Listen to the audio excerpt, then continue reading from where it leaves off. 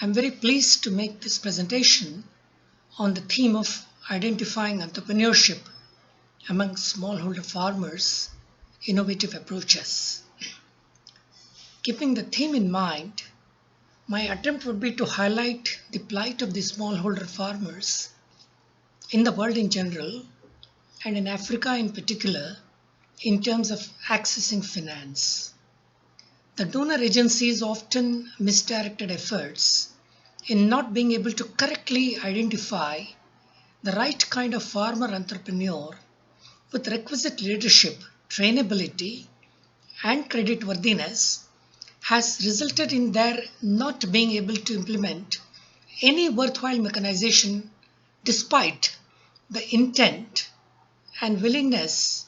Neither has it succeeded in eradication of poverty. This question assumes great significance in the light of the fact that about 80% of the food production comes out of farmers with small holdings, and they appear to be neglected. They are the neglected lot despite a lot of bravura. In this background, I will share our experience of using psychometric instruments in identifying entrepreneurship among smallholder farmers that can be a powerful way forward to tackle these concerns. As we all know, there are around 500 million smallholder farmers in the world. And as I mentioned, they produce up to 80% of the food consumed in Africa and Asia. They are the net buyers of inputs and very vulnerable to price increases and spikes. As a group, they are among the poorest and the most marginalized in the world. They're also stewards of increasingly scarce natural resources on the front line and on the front line of dealing with the impacts of climate change. Smallholders therefore play a very critical role in addressing the challenges of food security, poverty, and not to mention the present danger of pandemic of COVID-19. Africa's smallholder farmers face many challenges preventing them from scaling up their participation in the markets. Some of these are insecure rights to land and natural resources, lack of access to quality inputs and financial services, inadequate handholding from extension services, and high transaction cost coupled with the which is caused by poor rural infrastructure. Smallholders have little say in policy decisions that impact their lives or in the design of research agendas. The research that is happening in the universities is largely academic in nature that has little or no relevance to the realities on the parched ground. In addition, domestic and international markets for agricultural produce are changing rapidly and dramatically, with smaller producers finding it increasingly hard to participate in these markets. Challenges are even greater for women farmers, who constitute the majority of farmers in Africa. Abject poverty, managing a household, addiction of the menfolk, the grip of the loan sharks drives many to suicide. International efforts to support smallholder farmers tend to follow a very linear and conventional approach to boosting agriculture productivity, with much of the emphasis on commercializing agriculture and agriculture value chains, using modern inputs and encouraging integration of smallholders into agriculture value chains, particularly those producing for export markets. However, evidence suggests that only a small group of wealthier and better connected smallholders benefit from opportunities created in this fashion. For the majority of small-scale farmers, and particularly those that are more marginalized, including women farmers, different forms of supports are needed to facilitate their greater participation in markets as a means of increasing food security at the national and the household level. The pandemic of COVID-19 has hit majorly the poor smallholder farmer in Africa. The supply chain has become a major casualty. Availability of manpower has become scarce. During such unprecedented times, it becomes vital to identify pockets of excellence by identifying entrepreneurial farmer and create clusters of excellence around them. It is in this context that we are studying various facets of entrepreneurship, trainability, and creditworthiness among smallhold farmers. Agriculture productivity is dependent on many factors such as soil fertility, availability of inputs, extension support, and climate conditions. But above all, the man behind the usage of these inputs, the farmer, and his mental makeup and the attitude plays a critical role. Therefore, the formation of right attitude coupled with entrepreneurial zeal is the recipe for successful farming. When we talk of the attitudes, we notice in the farmers some standard mindsets. The first being of status quo or a negative attitude. The farmers with such attitudes have a preconceived notion that nothing is going to change. Therefore, there is inbuilt resistance to accept anything new. The fear of the unknown and the low risk taking attitude makes them blame everything on their destiny. Such farmers need to be coached on the advantages of adopting modern methods of agriculture. But the starting point is the behavior modification plan. The locus of control needs to be changed from external to internal. The second is the passive dependence. These types of farmers are better than the earlier types, but they lack the motivation and the look. They always seeking direction from others. They always tend to follow others and often take the back seat, a kind of herd mentality. The third category is of resigned unhappiness, almost similar to the first type, but different in the sense that they complain about everything, whining about everything without making any effort to change or influence the situation. And then there are champion change agents. Farmers with this makeup have a very positive outlook and a tremendous belief that they can change the things under their control. They're quite pragmatic in their assessment and eager to assimilate new things and technology. They embrace modern and innovative methods to boost the productivity. These are the guys who can redesign their future. Now the question is, how do we identify them? Research in psychometric instruments have provided ample evidence that such types can be precisely and accurately assessed, and based on the profile, suitable business plan and suitable training interventions can be planned. I would like to talk at this juncture what is entrepreneurship and trainability as I see it. Entrepreneurship is the innate and also to some extent acquired ability of an individual to create, sustain, and grow an enterprise with business acumen. The end objective of an entrepreneur is to generate wealth for self or for the society, as well as provide employment opportunities wherever feasible, thus contributing to the local and national economy. Entrepreneurship is not the sole predictor of performance. Whether that individual who demonstrates the entrepreneurship abilities is also willing to learn and acquire new knowledge and skills, what I call trainability, is equally critical for the overall success of an enterprise. When I talk of entrepreneurship, I am not distinguishing between IT startup leadership and a lady selling her farm produce or the poor farmer tilling the land. To me, all have the basic entrepreneurial capabilities that need to be identified, honed, nurtured, and encouraged. Trainability is defined as an individual's innate desire to acquire new knowledge and skills and to put in commensurate efforts. Trainability is also closely related to learnability. Learnability is defined as the desire and ability to grow and adapt to new skill sets in a fast changing world.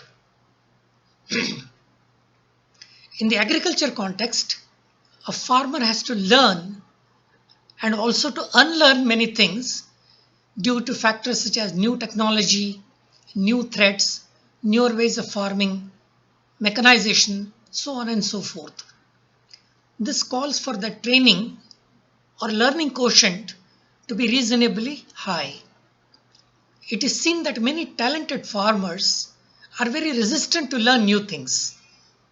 In fact, resistance to change and holding on to the established ways of behavior and practices is detrimental to growth. While entrepreneurship and trainability are two broad terms, they constitute number of sub-traits, which I call as the constellation of traits. Let me try to spend some time articulating these dimensions. The first is the inclusion dimension, or what I call as a networking dimension. The need to include others in one's company. The potential entrepreneur needs to have the ability to seamlessly mix with people, relate to people without any stress. Usually people fluctuate between being the loner on the one side or extroverts on the other side. Networking ability or a go-getter attitude is an important element of team building as well as of a farmer who is trainable and learnable. And we need to spot this particular attribute in an individual farmer. The second dimension is of influence or control. The need to dominate or influence others is an important prerequisite for entrepreneurship. An entrepreneur needs to have, to some degree, ability to influence, talk convincingly, and more importantly, control the outcome. On this dimension, people fluctuate between being very authoritarian, very autocratic, very dominant, or absolute abdication. Those who are dominant usually don't listen to feedback or to others' views, whereas listening, and more critically active listening, is an important attribute of a trainable person. Many years ago, somebody told me that God has given us one mouth but 2 ears because we have to talk less and listen more. The third dimension, what I call is the affection dimension. Or we can call it as empathy. Usually successful entrepreneurs have the ability to genuinely love their peers, superiors, and subordinates. This makes their leadership acceptable to all. People on this dimension either can go overboard, too sympathetic, or emotionally cold. We need to identify those farmers who maintain the balance between extreme affection and extreme detachment. The next and a very critical attribute which we need to identify when we study entrepreneurship among farmers is the achievement motivation. The need for achievement is a primary human motive which can be defined as a need to achieve success or excelling at any given task. People who have high degree of achievement, they will leave no stone unturned, and they always set for themselves challenging but realistic goals. This is important. In this sense, they are different from gamblers or foolhardy risk takers. They set achievable goals which they can influence with their effort and ability. This result-driven approach is almost invariably present in the personality makeup of all successful entrepreneurs. The next attribute is the locus of control. It refers to the extent to which a person believes they can control events affecting them. Individuals who believe that they can control what happens to them are internals or internally motivated and are supposed to have internal locus of control. Those who believe that outside factors such as luck, fate, or external elements control their life are externals or externally motivated and have an external locus of control. The empirical evidence suggests that those who have internal locus of control display high initiative, they have faith in themselves, and are more likely to be successful entrepreneurs. They believe that their success or failure is a direct outcome of their action or inaction. They do not attach much significance or importance to luck or fate in their overall scheme of things. The next element that we have to spot amongst the entrepreneurs is what we call as metacognition. What is metacognition? It is an ability to reflect on the learning that we acquire. It also means the awareness about our cognitive processes. It is our ability to control and condition our thinking process through planning, organizing, and adapting our work life. It's a critical component of effective learning and self-analysis and self-reflection of our strengths and weaknesses and take mid-course correction. The next element that we seek for is the drive or the passion for work.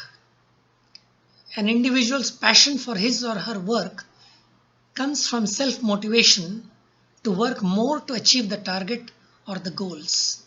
It creates an insatiable hunger for excellence. However, many people do not enjoy the work and do it to earn their livelihood. They thrive in what I call as thriving in mediocrity. But for entrepreneurs, being passionate about their work is not only important but very crucial because it directly affects their enterprise. They constantly need to discover new ways to sustain and expand their business. If they are not enjoying their work they are doing, then it may result in failure. Usually a trainable person exhibits high degree of passion for work is what I have found in our research.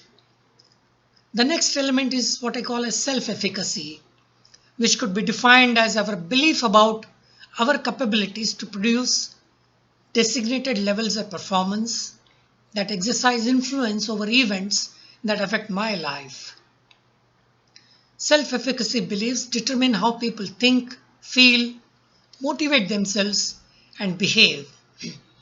Entrepreneurs are perceived as having a high level of assurance in their capabilities and who approach difficult tasks as not as threats but as challenges to be mastered. They set for themselves challenging goals and maintain strong commitment to them, and when met with their failure, they heighten and sustain their efforts and quickly recover their sense of efficacy after it. Also, the effort attribute not to others, but to insufficient efforts or lack of knowledge and skills which they think can be acquired. The next element is extraversion. Extroverted person reflects assertiveness, optimism, drive, dominance, and leadership. It also indicates that such a person is more likely to take risks. Now, it needs to be determined if this is moderate risk or foolhardy risk. As I said a little while ago, unrealistic risk taking will lead to failure. So the risk has to be high but attainable. Another trait which I look for in an entrepreneur is what I call as agreeableness. What do I mean by agreeableness? This trait reflects the extent to which an individual adjusts their behavior to suit others. Typically, those who score high are very polite and they like people, and low scores, they tend to tell it like it is. A hard-nosed businessman will not hide the fact that but he is matter of fact in presenting his observations. Now let me also touch upon the very important aspect of borrower creditworthiness. Through accurate psychometric profiling, it is possible to measure the borrower behavior on various psychological parameters that influence his or her borrowing decisions. Modern research indicates that various traits and attributes influence our spending pattern.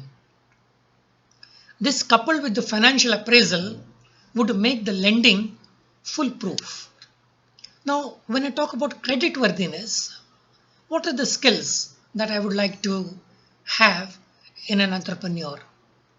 These are conscientiousness, the business skill, ethics and honesty, extroversion, which I talked about, need for achievement, which I talked about, locus of control, which I talked about, passion for work, which I talked about.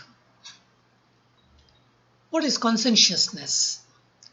This implies being perfect in any assignment. Such individuals do believe in hard work and planning. They are not impulsive. The need for gratification is longer in their case. In that sense, they are not impulsive. They are disciplined, organized in various tasks and projects that they undertake. Being cautious is also one of the aspects of conscientiousness.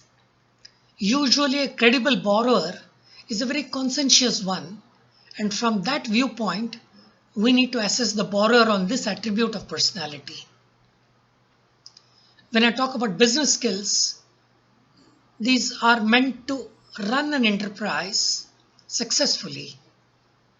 Few of the critical business skills are ability to plan, set goals, ability to motivate, ability to network with colleagues, customers, time management, team building, fiscal prudent discipline, and so on. Very important attribute in creditworthiness is ethics and honesty. Many people have asked me this question, could we measure truthfulness, ethics and honesty? And I would like to confirm to you, based on my several years of research, that yes, through precise psychometric measurement, we can have a reasonable predictive scores on ethics, honesty and truthfulness.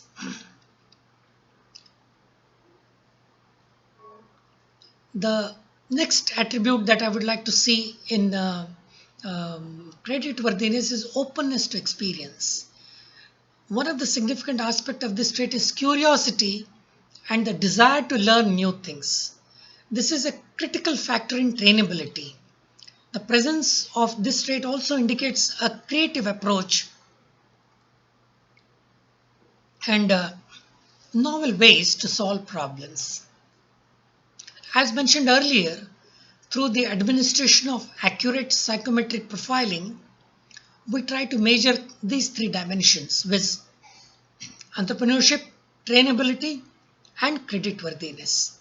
And based on the score patterns, we at my company, which is EcoDev, classify the farmers in three bands denoting three colors: green, yellow, and red. The green band represents what we call as champions, who are rated as good in all the three dimensions. The yellow band denotes what we call as masters, who are yet not there but can be considered for training, as they do possess potential to grow. The red band, what we call as rookies, in whom we need to invest significant effort to develop them into masters and then champions. Now, with this different categorization of champions, masters, and rookies, we have found several patterns. For example, high in entrepreneurship, high in trainability. Obviously, such a farmer entrepreneur is a champion entrepreneur. Moderate in entrepreneurship, moderate in trainability is another combination. High on entrepreneurship but low on trainability, what we call as rookies.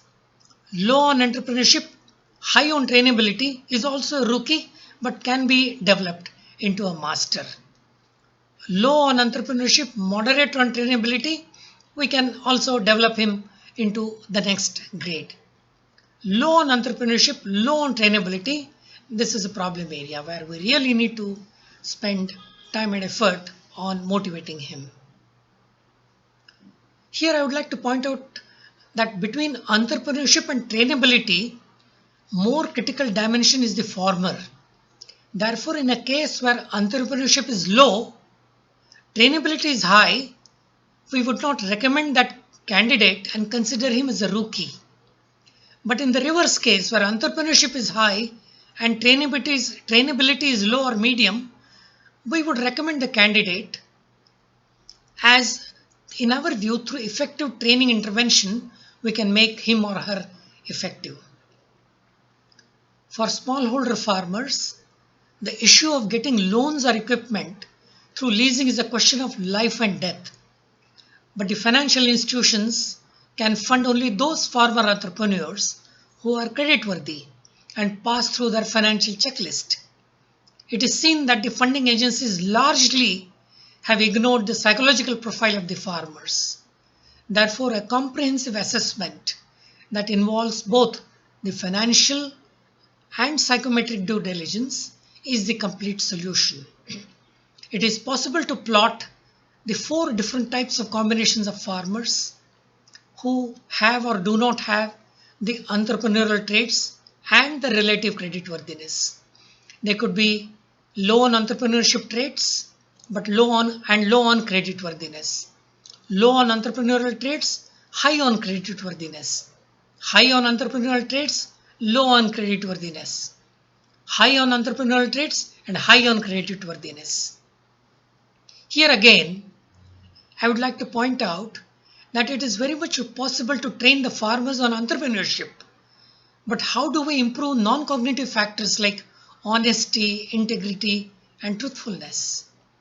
We find several entrepreneurs who have high entrepreneurial skills, but at the very first available opportunity, they resort to cheating or jumping the loans. Therefore, it is important to give more weightage to psychological creditworthiness than entrepreneurship while identifying potential borrowers among smallholder farmers. The financial institutions, including the microfinance agencies across the globe, as I mentioned earlier, and it's very unfortunate that they use a very linear scale to identify the creditworthiness of the poor borrowers who suffer from the double whammy of having no collateral and urgent need of money. That could be one reason why the loan defaults in Africa are as high as 60%. The loans are taken by those who have no intention to pay back the loans, while those genuinely need and have full intention to pay are left out. Our psychometric profiling tool is a handy tool, therefore, for donor agencies, banks, and microfinance institutions to correctly identify entrepreneurship, trainability, and creditworthiness. We have developed this tool and administered it on several farmers in Tanzania, Kenya, Nigeria, Mozambique, Uganda, Bangladesh, and India with amazing results. Let me close my presentation by stating that by no means the administration and interpretation of entrepreneurship signifies the end. It is rather the beginning of a series of interventions involving preparation of business plan, training, and quarterly monitoring. In order to achieve the results, we have to go whole hog. Thank you.